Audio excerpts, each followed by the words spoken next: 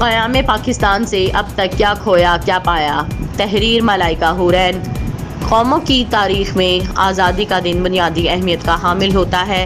قومیں اس دن اپنے لیے نصب العین اور مقاصد کا تعین کرتی ہیں، منزل کے حصول کے لیے راہ عمل متعین کی جاتی ہیں اور ماضی کے تجربات اور اقدامات کا محاسبہ بھی کیا جاتا ہے۔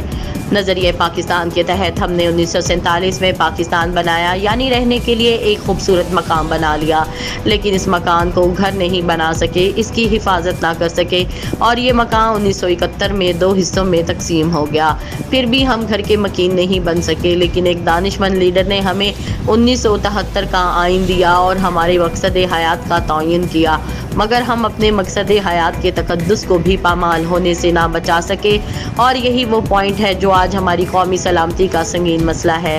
اس عرصے میں ہم نے کن کن محاذوں پر کامیابیاں حاصل کی اور کہاں کہاں ہمیں ناکامیوں کا منہ دیکھنا پڑا، اس کا جائزہ لینا بے حد ضروری ہے کہ ہمیں بھی پتہ چلے کہ ہم نے اتنے خوبصورت مکان سے کیا حاصل کیا اور یہاں پہ کیا کھویا۔ پاکستان کو وجود میں آئے تقریباً 76 سال ہو گئے ہیں۔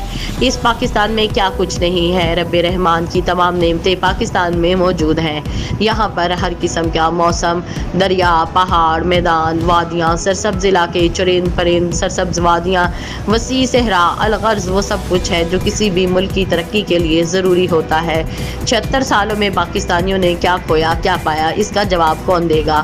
کس کے پاس ہے؟ بڑے بزرگ کہتے ہیں کہ ان سالوں میں بہت ترقی ہوئی، مگر کس حد تک؟ درجنوں سال گزرنے کے بعد اب بھی تک پورے ملک میں ایک قانون نافذ نہیں ہو سکا۔ یہ کے بعد دیگر حکومتوں کی تبدیلی نے ملک کا حلیہ بگاڑ کر رکھ دیا ہے۔ ہر حکمران نے اپنا تجربہ اس ملک پر کیا، کسی نے مذہبی آزادی دی تو کسی نے سیاسی اجارہ داری قائم کرا دی تو کسی نے اپنے آپ کو مضبوط کرنے کے لیے لسانی تنظیمیں بنوا دیں۔ ایک پاکستانی حیران ہوتا ہے کہ ہمارے آباء و اجداد نے کیا کیا، اس لیے اتنی قربانیاں دی تھیں۔